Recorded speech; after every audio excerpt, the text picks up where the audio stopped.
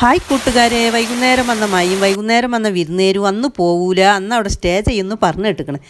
അപ്പോൾ നമുക്ക് രണ്ട് പയം കിട്ടിയപ്പോൾ അപ്പോൾ നമ്മൾ അതൊന്ന് നിറച്ച് പൊരിച്ചാന്ന് വിചാരിച്ച്. അപ്പോൾ നമ്മൾ പച്ചത്തേങ്ങ ഉണ്ടെങ്കിൽ അത് ചിരണ്ടി വെച്ചിക്കണ്. അപ്പോൾ നമ്മൾ നെയ്യിൽ അണ്ടിപ്പരിപ്പിട്ട് മൂപ്പിച്ചിക്കാണ്ട് തേങ്ങ ഇട്ട് കൊടുത്ത് ഏലക്കായി നല്ല ജീരകം ഇട്ട് കൊടുത്ത് അതിക്ക് പാകത്തിന് പഞ്ചസാരയും കുറച്ച് അവിലിട്ട് കൊടുത്തുകാണ്ട് ഒന്ന് ഇളക്കിക്കാണ്ട് ഒന്ന് അവിടെ എടുത്ത് വെച്ചിക്കണേ ചൂടാറട്ടെ.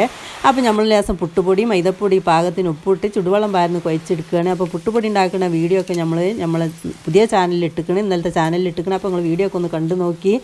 അപ്പോൾ നമ്മൾ പഴത്തിൻ്റെ വാലും തലിയാണ് മുറിച്ചുകാണ്ട് അതിൻ്റെ നെടുകെ പിളർന്നുകാണ്ട് തോലോടൊക്കെ തന്നെ അതിൽ നമ്മളെ ഫില്ലിങ് ആയിക്ക് നിറച്ച് കൊടുക്കുകയാണ്. അപ്പോൾ നമ്മളെ മാവുകൊണ്ട് അതിൻ്റെ ഓട്ടയൊക്കെ ഒന്നുണ്ട് അടച്ച് കൊടുക്കുക. അങ്ങനെ നമുക്ക് ഓയിലിട്ടുകാണ്ട് തിരിച്ച് മറിച്ചിട്ടുകാണ്ട് പൊരിച്ചെടുക്കുക. അപ്പോൾ നമ്മൾ കഷ്ണമാക്കേണ്ടി വരും, ഞങ്ങൾ 4-5 ആളുണ്ട്. അപ്പോൾ വലിയ പയമായതുകൊണ്ട് പീസ് ആക്കാമെന്ന് വിചാരിച്ചിരിക്കണ്. അപ്പോൾ നിങ്ങൾ ഇഷ്ടപ്പെട്ടാൽ ലൈക്ക് ചെയ്യാനും സബ്സ്ക്രൈബ് ചെയ്ത് സപ്പോർട്ട് ചെയ്യാനും കമൻറ്റ് ചെയ്യാനും ഒന്നും മറക്കല്ലേ.